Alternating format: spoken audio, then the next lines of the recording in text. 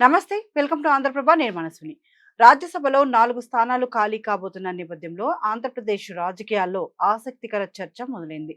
ముఖ్యంగా గుంటూరు జిల్లాకు చెందిన నేతలకు ఈసారి కూటమి ప్రభుత్వం ప్రాధాన్యం ఇస్తుందా, లేక క్యాలిక్యులేషన్స్ ఏమని చెబుతున్నాయి? ఈసారి ఎవరికి రాజ్యసభ అవకాశం దక్కనుంది అనే అంశంపై రాజకీయ వర్గాల్లో తీవ్ర చర్చ జరుగుతోంది. గుంటూరు జిల్లాలో మాజీ ఎంపీ గల్లా జయదేవ్ పేరు మరోసారి రాజకీయంగా వినిపిస్తోంది. 2014లో తొలిసారిగా తెలుగుదేశం పార్టీ అభ్యర్థిగా గుంటూరు లోక్సభ స్థానం నుండి పోటీ చేసిన ఆయన 69,111 ఓట్ల భారీ మెజారిటీతో విజయం సాధించారు. అనంతరం 2019లో కూడా మరోసారి ఎంపీగా గెలిచి గుంటూరు నగర ప్రజల్లో తనకంటూ ప్రత్యేక గుర్తింపు సాధించుకున్నారు. అయితే 2019 సార్వత్రిక ఎన్నికల తర్వాత రాష్ట్రంలో వైసీపీ ప్రభుత్వం అధికారంలోకి వచ్చిన అనంతరం గల్లా జయదేవ్ రాజకీయాలకు దూరంగా ఉన్నారు. పార్టీ కార్యక్రమాల్లో కానీ, మీడియాలో కానీ, సోషల్ మీడియాలో కానీ ఆయన ఎక్కువగా కనిపించలేదు. దీంతో ఇప్పుడు మళ్ళీ ఆయనకు రాజకీయంగా ప్రాధాన్యం కల్పిస్తూ రాజ్యసభ సీటు ఇస్తారా అనే చర్చ జోరందుకుంది. మరోవైపు భాష్యం విద్యా సంస్థల అధినేత భాష్యం రామకృష్ణ పేరు కూడా బలంగా వినిపిస్తోంది.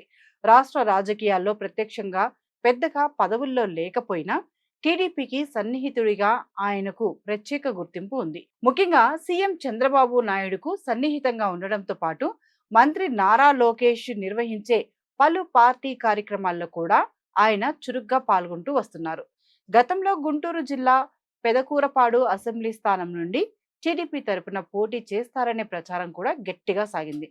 ముఖ్యంగా 2024 సార్వత్రిక ఎన్నికల సమయంలో గల్లా జయదేవ్ రాజకీయాల నుండి విరామం ప్రకటించిన తర్వాత గుంటూరు లోక్సభ ఎంపీ అభ్యర్థిగా భాష్యం రామకృష్ణ పేరు ప్రధానంగా వినిపించింది. అయితే ప్రత్యక్ష రాజకీయాల్లో నిరంతరం చురుకుగా లేకపోయినా సామాజిక సేవా కార్యక్రమాలు, విద్యారంగంలో సేవలు, అలాగే టీడీపీ కూటమికి నమ్మకమైన మద్దతుదారుడిగా ఆయన రాజకీయ వర్గాల్లో మంచి గుర్తింపు తెచ్చుకున్నారు. ఇక కేంద్ర మంత్రి పెమ్మసాని చంద్రశేఖర్ కూడా రాజ్యసభ సీట్ల అంశంపై స్పందించినట్లు రాజకీయ వర్గాల్లో చర్చ జరుగుతుంది.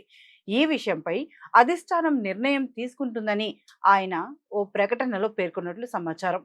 ప్రస్తుతం రాజ్యసభ స్థానాల కేటాయింపులో సామాజిక సమీకరణాలు, పార్టీకి విధేయత, ఆర్థిక బలం, రాజకీయ భవిష్యత్తు వ్యూహాలు కీలకంగా మారనున్నాయి. ఈ నేపథ్యంలో గుంటూరు జిల్లాకు చెందిన గల్లా జయదేవ్కు మరోసారి అవకాశం ఇస్తారా, లేక పార్టీకి దగ్గరగా ఉన్న భాష్యం రామకృష్ణకు రాజ్యసభ బహుమతి దక్కనుందా అన్నది ఇప్పుడు గుంటూరు రాజకీయాల్లో హాట్ టాపిక్గా మారింది. మరి గుంటూరు జిల్లాలో రాజ్యసభ సీటు ఎవరికి దక్కనుందో వేచి చూడాల్సిందే.